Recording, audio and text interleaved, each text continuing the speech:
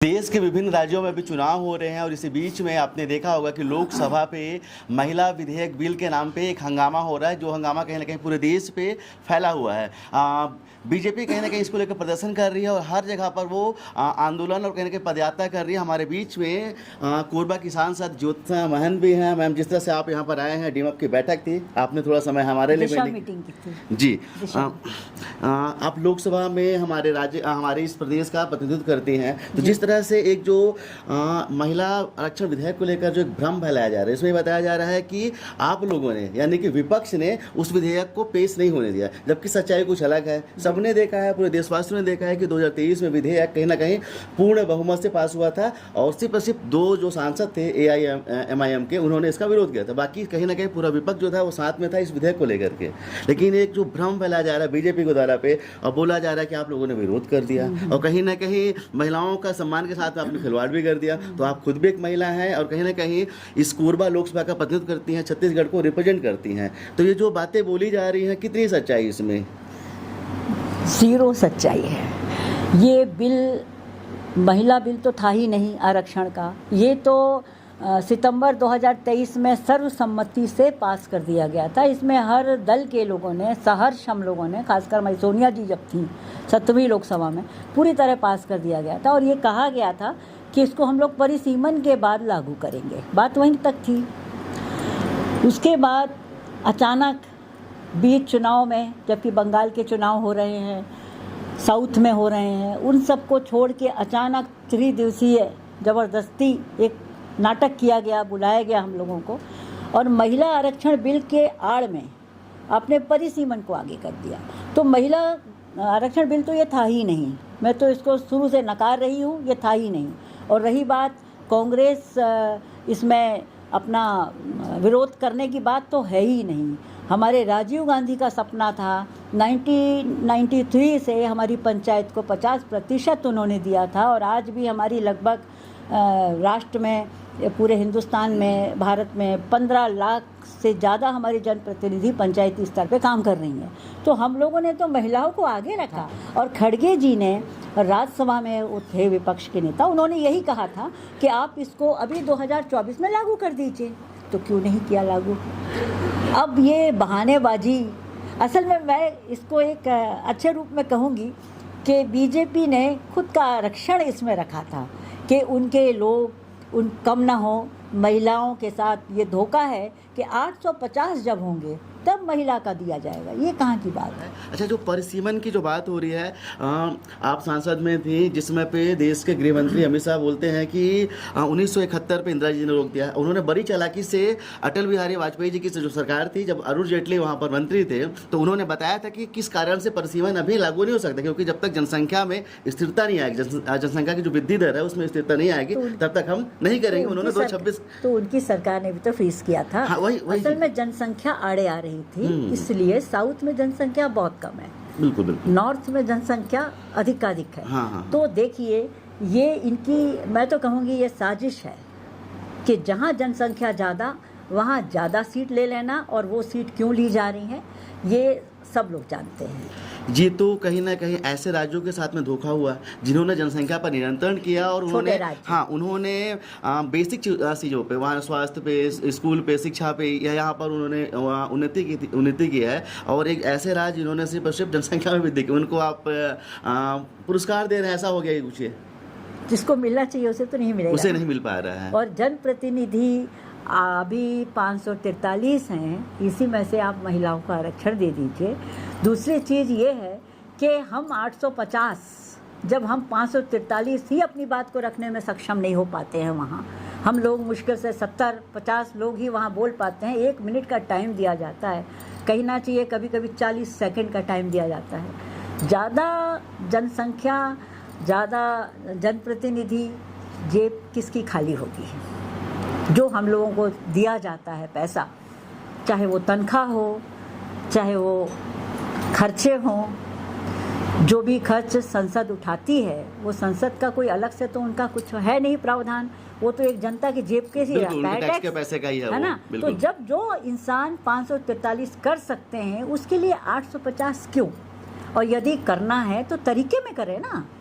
एकदम से आप हाई पावर में डाल रहे हो कि 850 होना चाहिए, ऐसा कैसे? बिल्कुल, जो 50% का जो रेशो निर्धारित किया गया था, अगर उसमें करते हैं तो कांग्रेस को विरोध इस पे नहीं होगा। लेकिन अगर हमारा विरोध यही है कि महिलाओं को आरक्षण करने की आड़ में महिलाओं को आप क्यों टारगेट बना रहे हैं? हर चुनाव में कभी बिहार हो, छत्तीसगढ़ हो, पैसा दे दे के महिलाओं को इस तरह से घेराबंदी करते हैं। ये सिर्फ चुनावी जुमले हैं और चुनाव जीतने के हथकंडे हैं जो वो लोग करते हैं। दो बड़े राज्य हैं मैम, तमिलनाडु भी। अच्छा, आपने बोला था कि दूसरे मुद्दे पे बात नहीं करेंगे, अगर आप जवाब देना चाहें तो कर लेंगे। लेकिन जैसे आप रिप्रेजेंट करती हैं हमारे प्रदेश को, तो मुझे लगता है कि सवाल थोड़े से देश की जनता को भी मतलब हमारे छत्तीसगढ़ प्रदेश को जानना चाहिए।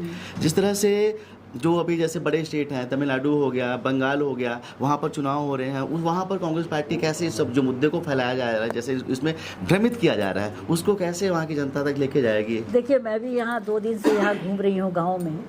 मुझे ग्रामीण स्तर पर तो इसका कोई विरोध दिख ही नहीं रहा है, ना उनको पता है।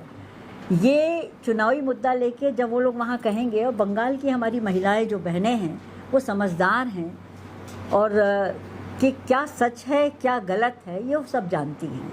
और जब 2023 में हमने उनको पूरी तरह से हम महिलाओं को आरक्षण मिल चुका, तो अब विवाद किस बात का?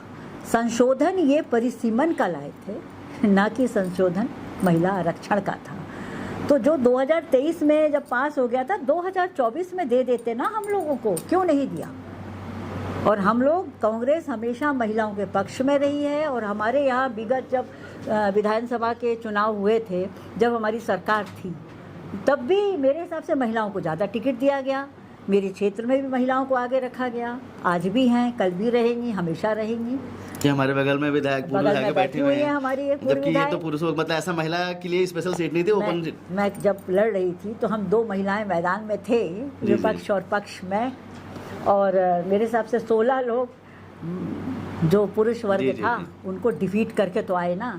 महिलाओं को वैसे आरक्षण पूरी तरीके से, खुद में ही इतना आरक्षण है, हमें उनकी दरकार नहीं है। लेकिन जब आपने दे दिया है तो उसको आप क्या बताना चाहते हैं? कि आप 850 के दम पे देना चाहते हैं, आप खुद को आरक्षित करना चाहते हैं, क्योंकि आपके पुरुष अपनी सीट नहीं छोड़ सकते। यदि हम लोग उसमें हिस्सा मांगेंगे तो उनके पुरुष कम हो जाएंगे ना।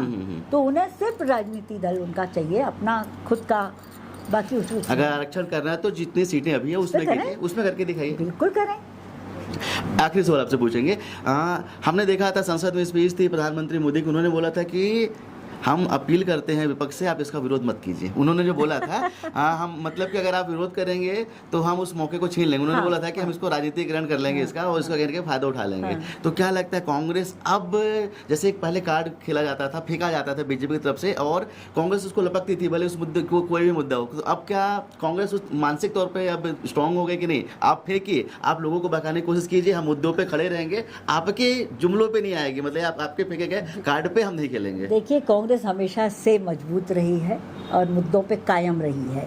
हम मजदूर के हैं, किसानों के हैं, महिलाओं के हैं, ये सब दुनिया जानती है।